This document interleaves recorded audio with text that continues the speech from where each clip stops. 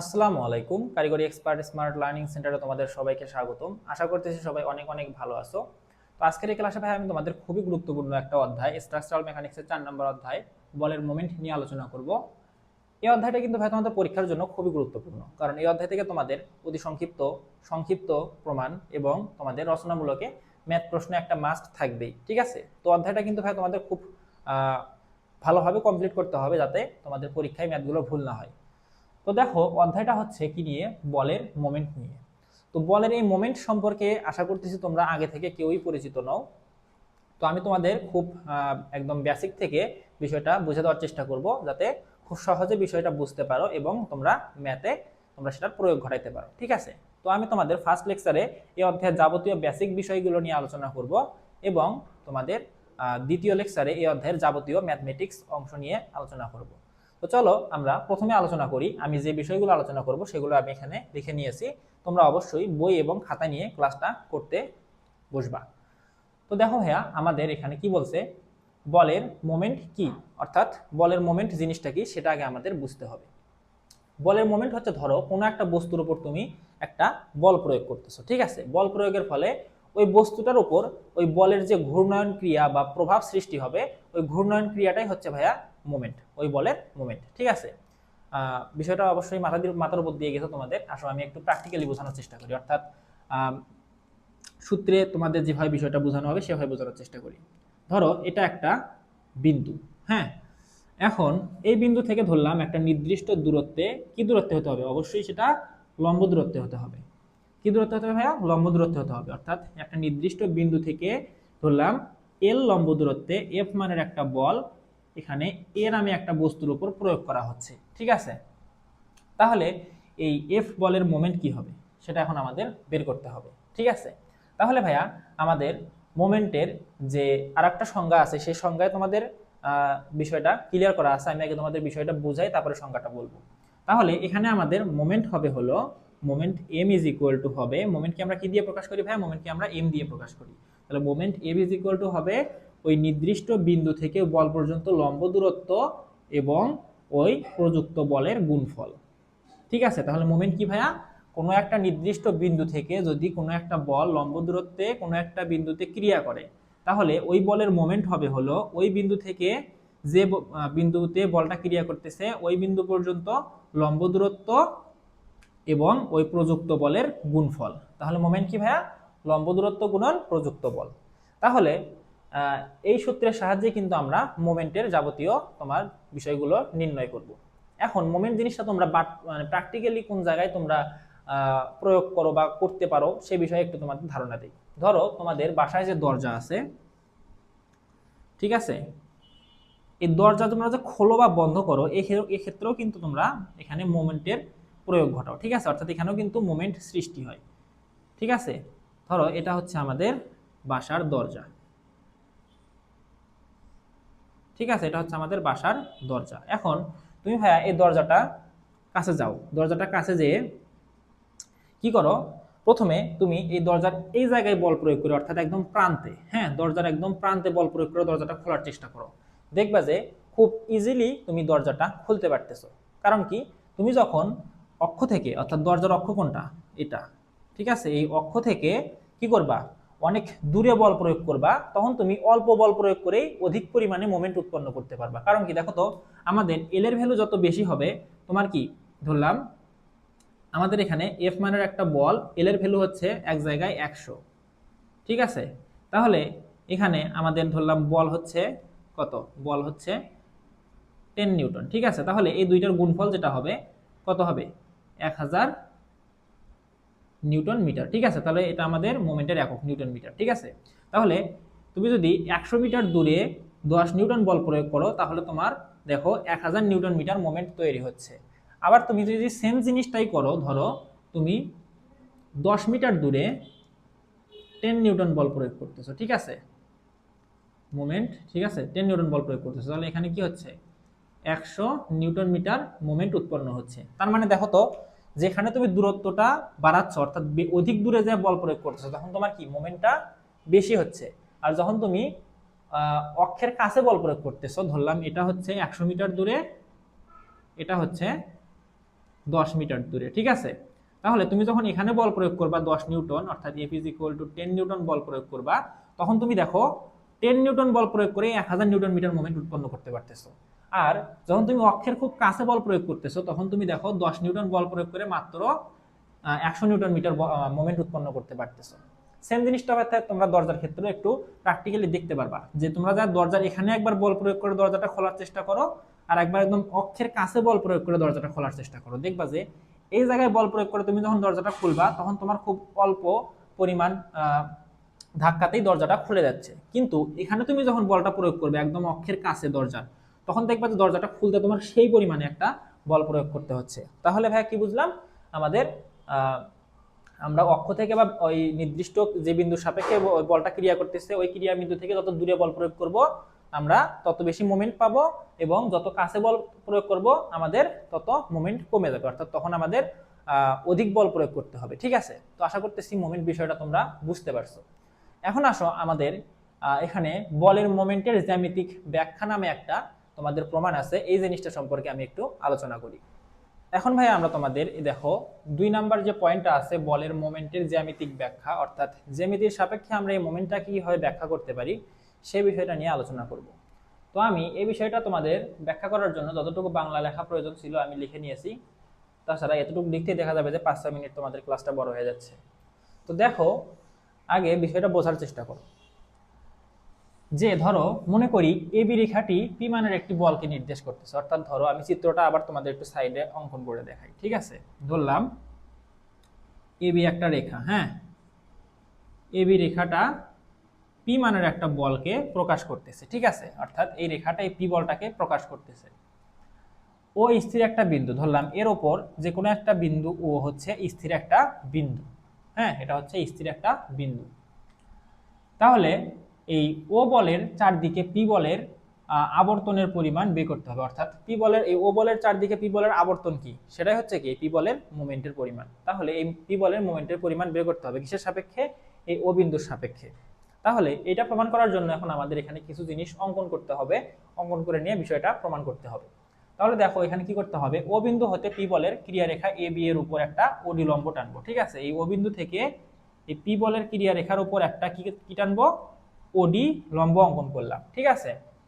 তাহলে ও বিন্দুর সাপেক্ষে কি হবে দেখো, তো এই ও বিন্দুর সাপেক্ষে এই পি বলের মোমেন্ট কি হবে, আমরা মোমেন্ট সমান কি জানি ভাইয়া, মোমেন্ট ইজ ইকুয়াল টু প্রযুক্ত বল গুণন ওই বিন্দু থেকে লম্ব দূরত্ব, তাহলে ওডি, ঠিক আছে। তাহলে মোমেন্ট কি হবে, বল গুণন বল হচ্ছে পি, লম্ব দূরত্ব হচ্ছে ওডি, ঠিক আছে। তাহলে এখন দেখো তো আমরা এটাকে একটা ত্রিভুজ হিসেবে কমপ্লিট করে নিই। ত্রিভুজ হিসেবে কিভাবে কমপ্লিট করব, এখান থেকে এই পয়েন্টটা যোগ করে দেই এবং এখান থেকে এই পয়েন্টটা যোগ করে দিই, ঠিক আছে, যেটা আমি এখানে অঙ্কন করছি। তাহলে আমি এটা মিশিয়ে দিই। এখন আমাদের এই বিষয়টা প্রমাণ করতে হবে। তাহলে আগে তোমরা এই বাংলা পর্যন্ত লিখে নিবা, লিখে নিয়ে তারপরে প্রমাণটা শুরু করবা। তাহলে দেখো তো ভাইয়া এখানে আমাদের কি হচ্ছে, যেহেতু এই ও বিন্দুর সাপেক্ষে পি বলটা কি করতেছে, এই ওডি লম্ব দূরত্বে ক্রিয়া করতেছে, তাই না। এই ও বিন্দুর সাপেক্ষে পি বলটা ওডি লম্ব দূরত্বে ক্রিয়া করতেছে। তাহলে মোমেন্ট ইজ ইকুয়াল টু আমরা কি জানি ভাই, মোমেন্ট ইজ ইকুয়াল টু জানি হলো বল গুণন কোন নির্দিষ্ট অক্ষ বা বিন্দু থেকে লম্ব দূরত্বের গুণফল। তাহলে এখানে বল হচ্ছে পি, লম্ব দূরত্ব হচ্ছে ওডি। তাহলে ভাই আমরা মোমেন্ট সমান কি লিখতে পারবো, মোমেন্ট হচ্ছে বল গুণন লম্ব দূরত্ব। তাহলে এখানে আমরা এম ইজ ইকুয়াল টু লিখতে পারবো বল হচ্ছে পি, অর্থাৎ পি এবং লম্ব দূরত্ব কি ভাই, লম্ব দূরত্ব হচ্ছে ওডি, ওডি।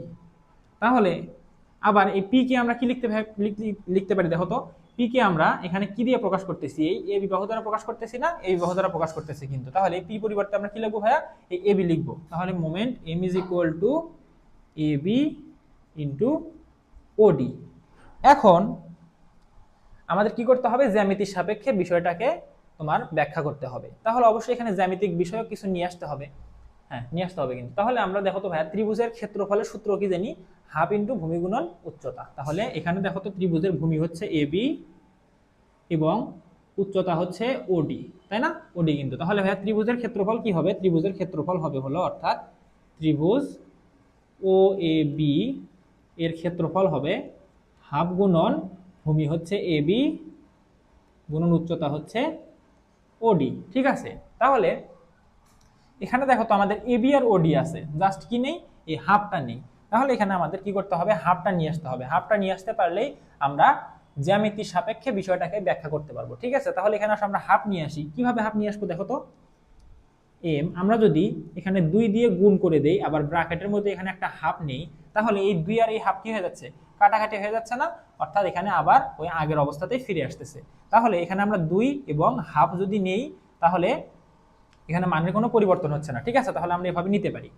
এর সঙ্গে আমরা এই যে এ বি গুণন ওডি লিখতে পারি। তাহলে দেখো তো এই অংশটুকু কি এই ত্রিভুজের ক্ষেত্রফলের সঙ্গে মিলে যাচ্ছে না? মিলে যাচ্ছে কিন্তু। তাহলে দেখো আমরা কিন্তু মোমেন্টকে জ্যামিতির সাপেক্ষে আমরা প্রকাশ করতে পারতেছি। কিভাবে দেখো, আমরা বলতে পারবো কোনো একটা নির্দিষ্ট স্থির বিন্দুর সাপেক্ষে কোনো একটা ক্রিয়ারত বলের মোমেন্টের পরিমাণ হবে হলো ওই স্থির বিন্দু, এই স্থির বিন্দু ও এবং ওই ক্রিয়ারত বলের যে প্রকাশক আমাদের সরলরেখা থাকবে, ওই সরলরেখার প্রান্ত বিন্দু দিয়ে তৈরিকৃত ত্রিভুজের ক্ষেত্রফলের দ্বিগুণ।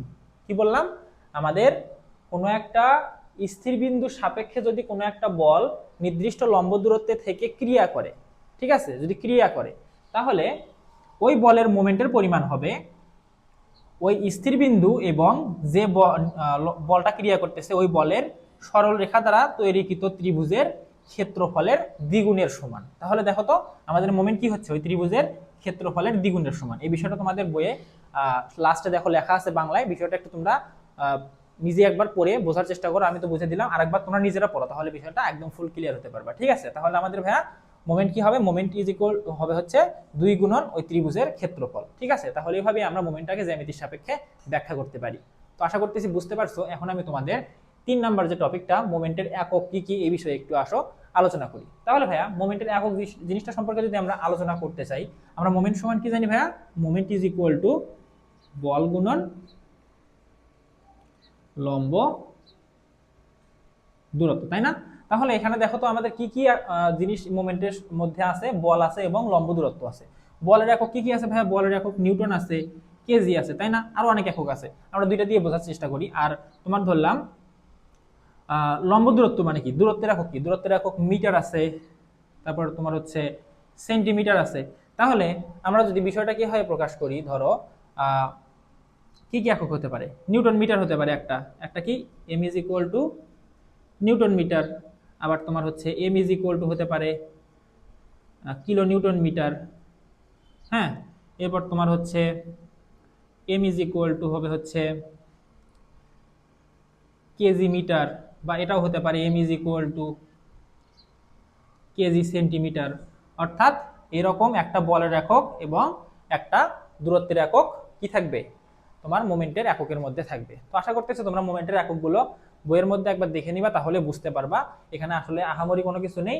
আমাদের এখানে বলের একক এবং দূরত্বের এককের সমন্বয়ে কি হচ্ছে, মোমেন্টের একক তৈরি হচ্ছে, তাই তো? তাই কিন্তু। তাহলে ভাইয়া এখন আসলে আমাদের 3 নাম্বার কি আছে দেখো, আমাদের 3 নাম্বার তো শেষ হলো, 4 নাম্বার আছে মোমেন্টের প্রকারভেদ। এখন আমরা যে মোমেন্ট বের করব, এই মোমেন্টের আবার প্রকারভেদ আছে। কি কি প্রকারভেদ আছে আসো আমরা আলোচনা করি।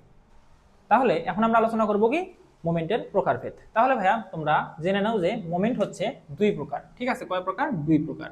তাহলে একটা হচ্ছে ধনাত্মক মোমেন্ট,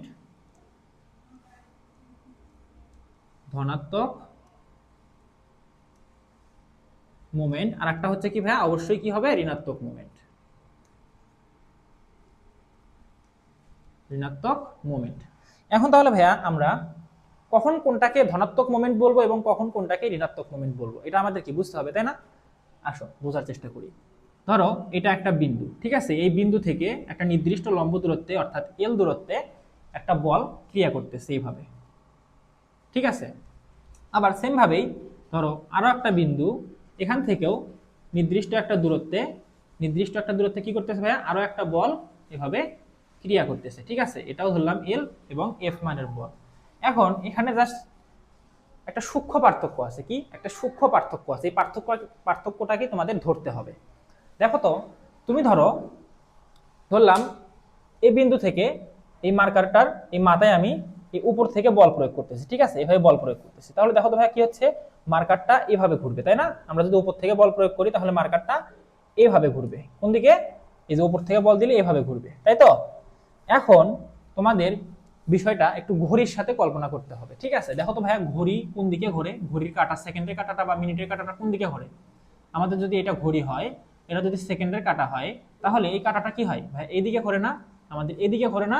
তাহলে তোমার যখন দেখবা যে কোনো একটা বিন্দুর সাপেক্ষে নির্দিষ্ট দূরত্বে বল প্রয়োগের ফলে মোমেন্টটা ঘড়ির কাঁটার দিকে সৃষ্টি হচ্ছে, তখন সেটাকে আমরা কি বলবো ভাইয়া? আমরা সেটাকে বলবো ধনাত্মক মোমেন্ট। তাহলে এখানে কি হচ্ছে দেখো, আরেকবার একটু খেয়াল করো। আমরা এখানে নির্দিষ্ট একটা বিন্দুর সাপেক্ষে এল দূরত্বে আমরা একটা বল প্রয়োগ করতেছি, বল প্রয়োগের ফলে ওই বস্তুটা কি হচ্ছে দেখো ঘড়ির কাঁটার দিকে ঘুরতেছে। ঘড়ির কাঁটা কোন দিকে ঘোরে? ঘড়ির কাঁটা এদিকে ঘোরে, অর্থাৎ এই যে এভাবে। ঠিক আছে, তাহলে যখন ঘড়ির কাঁটার দিকে ঘুরবে ওই তোমার বল প্রয়োগের ফলে বস্তুটা, তখন আমরা সেটাকে বলবো কি ভাইয়া? তখন আমরা সেটাকে বলবো হলো কি মোমেন্ট? ধনাত্মক মোমেন্ট। ঠিক আছে, তাহলে ঋণাত্মক মোমেন্ট কি, এটা তো তোমরা অলরেডি বুঝেই গেছো। তারপর আমি জাস্ট একবার বুঝাই দিই। দেখো এই বিষয়টাকে আমরা এভাবে বলবো যে কোনো নির্দিষ্ট একটা বিন্দু হতে এল লম্ব দূরত্বে যদি বল প্রয়োগের ফলে আমাদের বস্তুটা ঘড়ির কাঁটার বিপরীত দিকে ঘোরে, তাহলে কি হবে? দেখো তো এদিকে ঘড়ির কাঁটার বিপরীত দিক কোনটা? ঘড়ির কাঁটা ঘোরে এই দিক, তাহলে এর বিপরীত কোনটা? এর বিপরীত হচ্ছে এইটা। ঠিক আছে, তাহলে যখন আমাদের ঘড়ির কাঁটার বিপরীত দিকে ঘুরবে এইভাবে, এভাবে ঘড়ির কাঁটার বিপরীত দিকে ঘুরবে, তখন আমরা সেটাকে বলবো কি ভাইয়া? ঋণাত্মক মোমেন্ট। ঠিক আছে, তাহলে এই ঘড়ির কাঁটার দিকে ঘোরার জিনিসটাকে বলা হয় ক্লকওয়াইজ, আর একটা হচ্ছে ঘড়ির কাঁটার বিপরীত দিকে ঘোরা বিষয়টাকে বলা হয় এন্টি ক্লকওয়াইজ। ঠিক আছে, তাহলে বল প্রয়োগের ফলে কোনো বস্তু যখন ক্লকওয়াইজ ঘুরবে বা ঘড়ির কাঁটার দিকে ঘুরবে, তখন হবে হচ্ছে ধনাত্মক মোমেন্ট, এবং বল প্রয়োগের ফলে কোনো বিন্দু থেকে লম্ব দূরত্বে কোনো একটা বস্তু যখন ঘড়ির কাঁটার বিপরীত দিকে ঘুরবে, তখন আমরা সেটাকে বলবো কি ভাইয়া? ঋণাত্মক মোমেন্ট। তো আশা করতেছি তোমরা ধনাত্মক মোমেন্ট এবং ঋণাত্মক মোমেন্ট বিষয়টা সম্পর্কে ক্লিয়ার হইতে পারছো। এই জিনিসটা কিন্তু ভাই তোমাদের ম্যাথের মধ্যে খুবই গুরুত্বপূর্ণ একটা বিষয়। দেখবা যে তোমাদের একটা ম্যাথের মধ্যে অনেকগুলো বল দেওয়া আছে, সেখানে তোমাদের বুঝতে হবে ওখানে কোনটা ধনাত্মক মোমেন্ট সৃষ্টি করতেছে, কোনটা ঋণাত্মক মোমেন্ট সৃষ্টি করতেছে, এগুলো কিন্তু তোমাদের বুঝতে হবে। তো বিষয়টা খুব ভালোভাবে তোমরা ক্লিয়ার হয়ে নাও। তো আশা করতেছি বিষয়টা তোমরা ক্লিয়ার হইছো। এখন আসো ভাইয়া, আমাদের মোমেন্টের সূত্র নামে একটা জিনিস আছে, এই বিষয় সম্পর্কে একটু আলোচনা করতে হবে। এখন আমি তোমাদের মোমেন্টের যে সূত্র আছে এই বিষয়টা 1 মিনিটের মধ্যে খুব সহজে বুঝাই দেব। দেখো এখানে কি বলা আছে, একাধিক সমতলীয় বল একটি নির্দিষ্ট বিন্দুতে ক্রিয়া করে যদি বস্তুটিকে সাম্যাবস্থায় রাখে, তবে বস্তুর যে কোনো বিন্দু বা অক্ষ বরাবর সকল ধনাত্মক মোমেন্ট সকল ঋণাত্মক মোমেন্টের সমান হবে। ঠিক আছে, অর্থাৎ মোমেন্টের বীজগাণিতিক যোগফল কি হবে? শূন্য হবে। যেহেতু ধনাত্মক মোমেন্ট এবং ঋণাত্মক মোমেন্ট সমান হবে, তাহলে দুইটাকে যোগ করলে কি হবে? অবশ্যই শূন্য হবে। তাহলে আসো আমরা বিষয়টা চিত্রের সাপেক্ষে বোঝার চেষ্টা করি। তো এখানে কি বলা আছে? একাধিক সমতলীয় বল। সমতলীয় বল বলতে কি বোঝায় ভাইয়া? অর্থাৎ সবগুলো বল একই সমতলে অবস্থান করবে।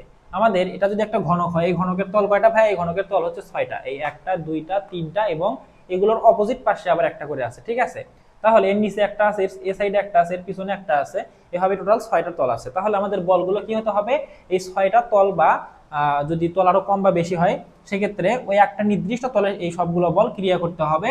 এবং শুধু একটা তলে ক্রিয়া করলে হবে না, সেটা কি হবে? এই সবগুলো বলের ক্রিয়া বিন্দু কি হতে হবে? একটা হতে হবে। ঠিক আছে, তাহলে যদি একাধিক বল একই সমতলে একটা নির্দিষ্ট বিন্দুতে ক্রিয়া করে কোনো একটা বস্তুকে সাম্যাবস্থায় রাখে, অর্থাৎ সাম্যাবস্থা বলতে কি বোঝাবে ভাইয়া? সাম্যাবস্থা বলতে বোঝাবে বস্তুটা একদম স্থির অবস্থায় থাকবে। বস্তুটার উপর এই এতগুলো বল প্রয়োগ করার ফলেও ওই বস্তুটার অবস্থানের পরিবর্তন হবে না। ঠিক আছে, অর্থাৎ এই বলগুলোর সমষ্টি বা লব্ধি হচ্ছে শূন্য হবে। ঠিক আছে, তখন আমরা কি বলতে পারবো? তখন আমরা বলতে পারবো ওই বস্তুর যে কোনো একটা বিন্দু বা অক্ষের সাপেক্ষে এই বলগুলোর যে ধনাত্মক মোমেন্ট এবং ঋণাত্মক মোমেন্ট সৃষ্টি হবে, সেই ধনাত্মক মোমেন্ট এবং ঋণাত্মক মোমেন্টগুলো কি হবে? দুইটা সমান হবে। ঠিক আছে, যেহেতু দুইটা সমান হবে, তাহলে দুইটার বীজগাণিতিক যোগফল কি হবে? শূন্য হবে। কারণ কি? ঋণাত্মক মোমেন্ট এটা হচ্ছে ধনাত্মক মোমেন্ট, এটা হচ্ছে ঋণাত্মক মোমেন্ট। তাহলে এই দুইটা যদি যোগ করো, প্লাসে মাইনাসে কি হয়ে যাবে? দুইটা ভ্যানিশ হয়ে যাবে। কারণ কি? দুইটা সমান, সেই জন্য কি হয়ে যাবে? দুইটা একদম ভ্যানিশ হয়ে শূন্য হয়ে যাবে। তাহলে দেখো বিষয়টা হচ্ছে, আমরা যদি একটা বস্তুর একটা নির্দিষ্ট সমতলে বা একটা তলে কোনো নির্দিষ্ট একটা বিন্দুতে একাধিক বল ক্রিয়া করায় এবং বস্তুটা যদি সাম্যাবস্থায় থাকে, তাহলে নির্দিষ্ট কোনো একটা বিন্দু বা অক্ষ হতে ওই বলগুলোর সকল ধনাত্মক মোমেন্ট, আমাদের ধনাত্মক মোমেন্টের সমষ্টি অবশ্যই কি হবে? ঋণাত্মক মোমেন্টের সমষ্টির সমান হবে। এটাই হচ্ছে আমাদের মোমেন্টের সূত্র। আশা করতেছি বুঝতে পারছো। এখন আমি তোমাদের দেখো ভেরিগনের মোমেন্টের যে নীতি আছে, এই যে আমাদের প্রমাণ আছে, এই প্রমাণটা করাই দেবো। এটাও কিন্তু তোমাদের পরীক্ষার সংক্ষিপ্ত প্রশ্নের জন্য খুবই গুরুত্বপূর্ণ। এখন আমি তোমাদের ভাইয়া ভেরিগনের মোমেন্টের যে নীতি আছে এই নীতিটা প্রমাণ করে দেখাবো, ঠিক আছে? তো এই প্রমাণটা কিন্তু ভাইয়া তোমাদের সংক্ষিপ্ত প্রশ্নের জন্য খুবই গুরুত্বপূর্ণ এবং দেখা যায় তোমাদের বেশ কয়েকবার এটা বোর্ডে আসছিল, ঠিক আছে? তো এই প্রশ্নটা অবশ্যই তোমাদের খুব ভালোভাবে ক্লিয়ার করতে হবে এবং আশা করতেছি তোমরা যদি ক্লাসটা সম্পূর্ণ করো তাহলে তোমরা এই বিষয়ে আর কোনো তোমাদের মাঝে সমস্যা থাকবে না, ঠিক আছে? আর আমি যতটা সম্ভব সহজ করে তোমাদের বোঝানোর চেষ্টা করব। তো চলো আমরা আগে ভেরিগনের মোমেন্টের নীতিটা কি সেটা পড়ি এবং সেটার সাপেক্ষে পরবর্তীতে আমরা এখানে চিত্রে বিষয়টা বুঝে তারপরে আমরা প্রমাণটা করব, ঠিক আছে? তাহলে ভাই দেখো এখানে কি বলা আছে, তোমাদের প্রমাণ করতে হবে যে যদি কোনো বস্তুর ওপর একাধিক সমতলীয় বল একই সঙ্গে ক্রিয়ারত থাকে। তাহলে ভাই সমতলীয় বল কি, এই বিষয়টা আশা করতেছি আর আমার বলার দরকার নেই। হ্যাঁ, তাহলে কোনো বস্তুর ওপর একাধিক সমতলীয় বল যদি একই সঙ্গে ক্রিয়ারত থাকে তবে যে কোনো বিন্দু হতে, অর্থাৎ ওই সমতলে যে কোনো বিন্দু হতে সকল বলের মোমেন্টের বীজগাণিতিক যোগফল, অর্থাৎ কোনো একটা সমতলে যদি একাধিক বল ক্রিয়ারত থাকে এবং ওই সমতলের একটা বিন্দু হতে ওই বলগুলোর মোমেন্টের যোগফল, ঠিক আছে, ওই বলগুলোর মোমেন্টের যোগফল কি হবে, যে বলগুলো ক্রিয়া করতেছে ওই বলগুলোর লব্ধি বলের মোমেন্টের সমান হবে, ঠিক আছে? আশা করতেছি হালকা পাতলা কিছু হলো বুঝতে পারছো। এখন আসো আমি তোমাদের বিষয়টা একটু চিত্রের সাপেক্ষে বুঝে দেই, তাহলে একদম ফুল ক্লিয়ার হয়ে যাবে। এখানে দেখো কি বলা আছে, মনে করি পি কিউ দুটি বল এই বিন্দুতে ক্রিয়া করে আর লব্ধি সৃষ্টি করছে। তাহলে এই বিষয়টা আসো আমরা এখানে দেখি একটু। ধরলাম পি কিউ দুইটা বল, এটা হচ্ছে পি বল, এটা হচ্ছে আমাদের কিউ বল, ঠিক আছে? তাহলে ভাইয়া এই দুইটা বল কি করতেছে, এই এ বিন্দুতে ক্রিয়া করতেছে। এখন এই দুইটা বল ক্রিয়ার ফলে কি হবে, এখানে একটা লব্ধি বলের সৃষ্টি হবে, ঠিক আছে? অর্থাৎ এই দুইটা বলের সম্মিলিত একটা রূপ সৃষ্টি হবে, সেটা হচ্ছে আর, ঠিক আছে? তাহলে এই প্রমাণে বিষয়টা কি বলছে, আমাদের যেহেতু এখানে একাধিক বল বলছে কিন্তু আমরা প্রমাণটা করব দুইটা বল নিয়ে, ঠিক আছে? দুইটা বল নিয়ে প্রমাণ করতে পারলে একাধিক বল নিয়েও করা যাবে, যেহেতু দুইটা বল নিয়ে প্রমাণ করা সহজ সেজন্য আমরা দুইটা বল নিয়ে প্রমাণ করব। তাহলে ভেরিগনের মোমেন্টের নীতি অনুযায়ী কোনো একটা সমতলে যদি একাধিক বল ক্রিয়া করে তাহলে ওই বলগুলোর মোমেন্ট হবে, মোমেন্টের সমষ্টি হবে ওই বলগুলো দ্বারা সৃষ্ট লব্ধি যে বলটা আছে সেই বলের মোমেন্টের সমান। তাহলে কি হবে দেখো, আমরা ধরলাম এই সমতলে আর একটা বিন্দু হচ্ছে এখানে, ঠিক আছে? এটা ধরলাম ও বিন্দু, ঠিক আছে? কি বিন্দু? ও বিন্দু। এখন এই ও বিন্দুর সাপেক্ষে কিউ বলের যে মোমেন্টটা হবে, অর্থাৎ কিউ বলের মোমেন্ট ধরলাম m1 এবং পি বলের মোমেন্ট ধরলাম এই ও বিন্দুর সাপেক্ষে, ঠিক আছে? ও বিন্দুর সাপেক্ষে পি বলের মোমেন্ট ধরলাম m2, ঠিক আছে? আবার সেম ভাবে এই বিন্দুর সাপেক্ষেই আর তোমার যে লব্ধি বলটা আছে এই লব্ধি বলের মোমেন্ট হবে ধরলাম m, ঠিক আছে? তাহলে ভেরিগনের মোমেন্টের নীতি অনুযায়ী এই একটা সমতলে যতগুলো বল ক্রিয়া করবে সেই সবগুলো বলের মোমেন্টের বীজগাণিতিক যোগফল, অর্থাৎ এখানে যেহেতু দুইটা বল তাহলে m1 এবং m2 এর যোগফল, অর্থাৎ এই দুইটা বলের মোমেন্টের যোগফল হবে কি হবে, এই দুইটা বল দ্বারা সৃষ্ট লব্ধির বা একাধিক বল দ্বারা সৃষ্ট লব্ধির মোমেন্টের সমান, ঠিক আছে? অর্থাৎ এই বিন্দুর সাপেক্ষে পি বলের মোমেন্ট হচ্ছে, কিউ বলের মোমেন্ট হচ্ছে m1 এবং ও বিন্দুর সাপেক্ষে পি বিন্দুর মোমেন্ট হচ্ছে m2 এবং এই ও বিন্দুর সাপেক্ষে আমাদের যে মোমেন্ট সৃষ্টি হবে সেটা হবে এই m1 এবং m2 এর সমষ্টির সমান, ঠিক আছে? এটাই হচ্ছে আমাদের ভেরিগনের মোমেন্টের নীতি। এখন আসো আমরা এই জিনিসটা আসলে এই প্রমাণ করে কিভাবে দেখাবো যে হ্যাঁ এটা আসলেই এরকম সমান হয়, ঠিক আছে?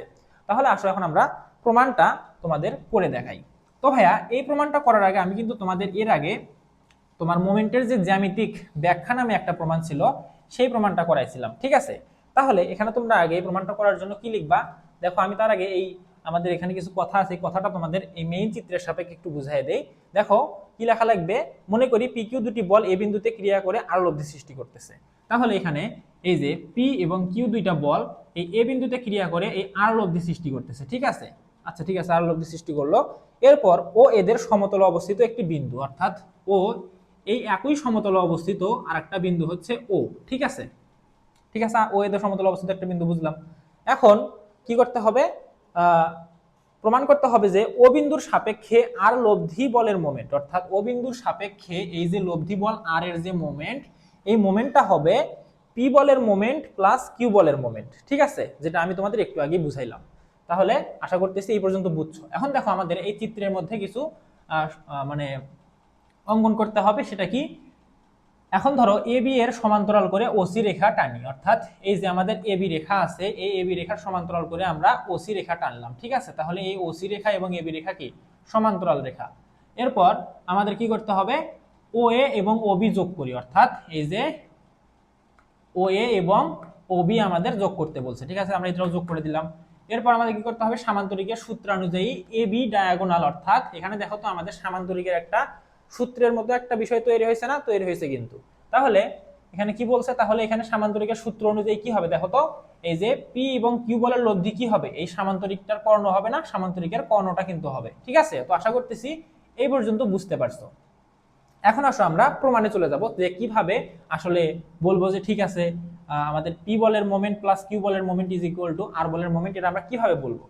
তো তোমরা যারা জ্যামিতিক মোমেন্টের জ্যামিতিক ব্যাখ্যাটা দেখছো তারা বিষয়টা বুঝতে পারবা, আর যারা এটা দেখো নাই তাদের তোমরা আগে ওই ক্লাসটা করে আসো, তারপরে এই প্রমাণটা দেখো, তাছাড়া কিন্তু বুঝতে পারবে না। ঠিক আছে, আর যারা আমাদের অধ্যায়ভিত্তিক ক্লাস করতেছো তারা তো ধারাবাহিকভাবে করেই আসছো। এখন দেখো আমাদের এখানে লেখা লিখবে কি, জ্যামিতিক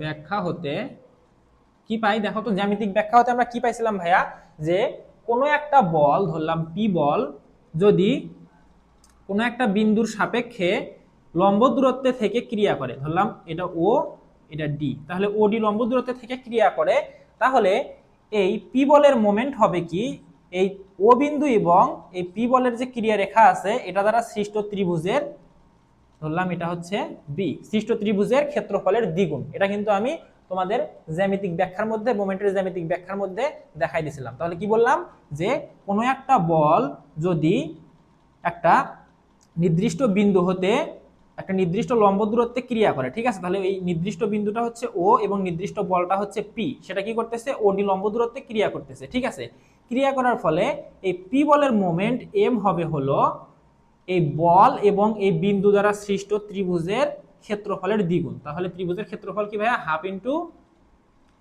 ভূমি, এখানে কি ভূমি হচ্ছে এ বি গুণন উচ্চতা হচ্ছে ওডি। ঠিক আছে, এই ওডি এর কি দ্বিগুণ, তাহলে এই টু আর এই হাফ কেটে দেওয়া যায়, তাই না, তাহলে এম ইজ ইকুয়াল টু লেখা যায় হচ্ছে, আচ্ছা সরি এইভাবে না লিখে টু কেটে না দিয়ে আমরা কি লিখবো, টু ইন্টু এ ও বি ত্রিভুজের ক্ষেত্রফল, তাই তো। তাহলে কি বলতে পারলাম, যে এই বলের লব্ধি মোমেন্ট হবে হচ্ছে এই ত্রিভুজের ক্ষেত্রফলের দ্বিগুণ। তো আশা করতেছি এই জিনিসটা তোমাদের মনে আছে, যাদের মনে নেই তারা ওই ক্লাসটা আগে করে আসবা, তারপরে এখানে প্রমাণটা করবা, তাছাড়া কিন্তু বুঝতে পারবা না। আর যারা এখান থেকে বুঝতে পারছো তারা কন্টিনিউ করো। ঠিক আছে, তাহলে দেখো তো ভাইয়া আমি এখানে যে জিনিসটা বুঝাইলাম সেই জিনিসটা আমরা এখানে প্রয়োগ করতে পারবো না। দেখো তো আমাদের এই ও বিন্দুর সাপেক্ষে কি করতেছে, এই পি বলটা ক্রিয়া করতেছে, তাহলে এই ও বিন্দু এবং এই পি বল মিলে যে ত্রিভুজটা তৈরি হবে সেই ত্রিভুজের দ্বিগুণ পরিমাণ কি হবে, এই পি বলের মোমেন্ট হবে। তাহলে আমরা এখানে কি লিখবো, পি বলের মোমেন্ট কি হবে, এই ও বিন্দু এবং পি বল দিয়ে তৈরিকৃত ত্রিভুজের দ্বিগুণ। তাহলে টু ইন্টু, দেখো তো এই ও বিন্দু এবং পি বলটাতে কি কি দিয়ে প্রকাশ করা হচ্ছে, এই এ বি বাহু দ্বারা প্রকাশ করা হচ্ছে। তাহলে এই এ বি বাহু এবং এই ও বিন্দুর সাপেক্ষে কোন ত্রিভুজটা তৈরি হয়েছে, দেখো তো এই যে এ ও বি, এই ত্রিভুজটা তৈরি হয়েছে না, তাহলে টু ইন্টু ত্রিভুজ এ ও বি এর ক্ষেত্রফল, এটা কিন্তু আমরা লিখতে পারি, তাই না, ত্রিভুজের তোমার মোমেন্টের জ্যামিতিক ব্যাখ্যা হতে। এরপর সেম ভাবে কিউ বলের মোমেন্ট কি হবে ভাইয়া, দেখো তো কিউ বলের মোমেন্ট কি হবে, এই কিউ বল এবং এই ও বিন্দু মিলে যে ত্রিভুজটা তৈরি হয়েছে সেই ত্রিভুজের ক্ষেত্রফলের দ্বিগুণ। তাহলে এই কিউ বল কি দ্বারা প্রকাশ করা হচ্ছে, এসি দ্বারা। তাহলে এই এসি বাহু এবং ও দিয়ে ত্রিভুজ কোনটা তৈরি হয়েছে, দেখো তো এই যে এ ও সি, এটা তৈরি হয়েছে না, তাহলে এই কিউ বলের মোমেন্ট হবে হচ্ছে এই এ ও সি ত্রিভুজের ক্ষেত্রফলের দ্বিগুণ। তাহলে টু ইন্টু ত্রিভুজ এওসি এর ক্ষেত্রফল। ঠিক আছে, তো আশা করতেছি এটাও বুঝতে পারছো। এখন দেখো আর বলটা আমরা বের করতে হবে, আর বলের মোমেন্ট। ওকে, তাহলে আর বলের মোমেন্ট কি, এখানে এই যে আর বল হচ্ছে এইটা, ঠিক আছে, তাহলে এই আর বলের মোমেন্ট হবে কি, দেখো তো আর বল এবং এই কিউ বিন্দু মিলে কোন ত্রিভুজটা তৈরি হয়েছে, এই আর বল প্রকাশ করতেছে কোন বাহু, এই এডি বাহু, তাই না, এডি বাহু। তাহলে এই এডি বাহু এবং ও বিন্দু মিলে কোন ত্রিভুজটা তৈরি হয়েছে, এ ও ডি। তাহলে এই আর বলের মোমেন্ট হবে এই এ ও ডি ত্রিভুজের ক্ষেত্রফলের দ্বিগুণ। তাহলে টু ইন্টু ত্রিভুজ এ ও ডি এর ক্ষেত্রফল। তাহলে আশা করতেছি তোমরা এই পর্যন্ত বিষয়টা ক্লিয়ার হইতে পারছো। এখন কি করতে হবে ভাইয়া, দেখো আমাদের এই এ ও ডি ত্রিভুজটাকে ভাঙাইতে হবে। কিভাবে ভাঙাবো দেখো তো, আমাদের এই এ ও ডি ত্রিভুজটা দুইটা ত্রিভুজের সমন্বয়ে তৈরি হয়েছে না? দেখো তো, এই যে এ ও সি এবং এ সি ডি, অর্থাৎ এখান থেকে দেখো এই যে এ ও সি এবং এ সি ডি, ঠিক আছে, দুইটা ত্রিভুজ মিলে আমাদের এওডি ত্রিভুজ হয়। তাহলে তোমরা এখানে লিখবা যে ত্রিভুজ এওডি ইজ ইকুয়াল টু, আমরা কি লিখতে পারবো ভাইয়া, এই যে এই ত্রিভুজ এবং এই যে এই ত্রিভুজ মিলে যে দুইটা ত্রিভুজ আছে, দুইটা ত্রিভুজের সমষ্টি রূপে লিখতে পারবো। তাহলে ত্রিভুজ এ ও সি প্লাস ত্রিভুজ এ সি ডি, এসিডি, ঠিক আছে। তাহলে ঠিক আছে, আমরা এটা লিখতে পারি। কারণ কি দেখো তো, এই ত্রিভুজটা এই দুইটা ত্রিভুজেরই সমষ্টি। ঠিক আছে, আশা করতেছি এ পর্যন্ত বুঝতে পারছো। এখন আমাদের এখানে আরো কিছু কাজ করতে হবে, কাজ করলে এই প্রমাণটা সম্পূর্ণ হয়ে যাবে। এখন ভাইয়া তোমরা একটু খেয়াল করো, আমরা কিন্তু মোটামুটি প্রমাণের একদম শেষ পর্যায়ে চলে আসছি। এখন আমাদের জাস্ট এই ত্রিভুজটাকে একটু পরিবর্তন করে লিখতে হবে। ঠিক আছে, কিভাবে পরিবর্তন করব দেখো, আমাদের এই এসিডি যে ত্রিভুজটা আছে, অর্থাৎ এই যে এসি এবং ডি এই ত্রিভুজটা যেটা আছে, এই যে এই ত্রিভুজ আর এই ত্রিভুজটা কি ভাই সেম ত্রিভুজ না? সেম ত্রিভুজ। কিন্তু কিভাবে দেখো, আমরা কি জানি সামান্তরিকের বিপরীত বাহুগুলো পরস্পর সমান হয়। তাহলে এই এ বি বাহু যে কথা, সিডি বাহু সেই কথা। তাহলে এই যে আমাদের এ বি ডি যে ত্রিভুজটা আছে, এই ত্রিভুজের যে ভূমি, এসিডি ত্রিভুজের ভূমি কি সেম, ঠিক আছে। আর এখানে দেখো, এই আমাদের এই ত্রিভুজের যে আমাদের হচ্ছে কি উচ্চতা, আমাদের এই ত্রিভুজেরও কিন্তু উচ্চতা সেম, ঠিক আছে। তাহলে আমরা কি জানি, ত্রিভুজের ক্ষেত্রফল ইজ ইকুয়াল টু কি জানি ভাইয়া, হাফ ইনটু ভূমি গুণন উচ্চতা, এটা কিন্তু জানি, তাই না? তাহলে দেখো তো, এই দুইটা ত্রিভুজের ভূমিও সেম, উচ্চতাও সেম। তাহলে কি এই ত্রিভুজের ক্ষেত্রফল যা হবে, এই ত্রিভুজের ক্ষেত্রফল তাই হবে, তাই না? হ্যাঁ, তাই কিন্তু। তাহলে আমরা এখানে কি লিখতে পারবো, এই এসিডি ত্রিভুজ ইজ ইকুয়াল টু, অর্থাৎ এসিডি ত্রিভুজ ইকুয়াল টু এবিডি ত্রিভুজ। তাহলে কি লিখতে পারবো ভাই, এখানে আমরা এখানে লিখব আবার ত্রিভুজ কি ভাইয়া, এসিডি এখানে কি লিখবা, এসিডি ত্রিভুজের ক্ষেত্রফল, আমি জায়গা শর্ট দেখে লিখতেছি না, হ্যাঁ, ইজ ইকুয়াল টু ত্রিভুজ, আমাদের কি কোনটা পাইলাম, এই যে এই ত্রিভুজের সমান। তাহলে এ বিডি ত্রিভুজ, এ বি ডি ত্রিভুজের ক্ষেত্রফল, হ্যাঁ, এর সাথে তোমরা লিখে নিবা এ বি ডি ত্রিভুজের ক্ষেত্রফল, এটা আমি লিখতেছি না, হ্যাঁ, তোমরা কিন্তু এটা লিখে নিবা। এখন ভাইয়া দেখো, এই দুইটা ত্রিভুজের সমান এখানে আরো একটা ত্রিভুজ আছে। কোন ত্রিভুজ? এখানে একটা জিনিস খেয়াল করো তো, এই যে আমাদের এ ও বি যে ত্রিভুজটা আছে, এই ত্রিভুজটা কি এই দুইটা ত্রিভুজের সমান না? সমান কিন্তু। এখন তোমরা বলবা কিভাবে সমান ভাই, বুঝে দেন।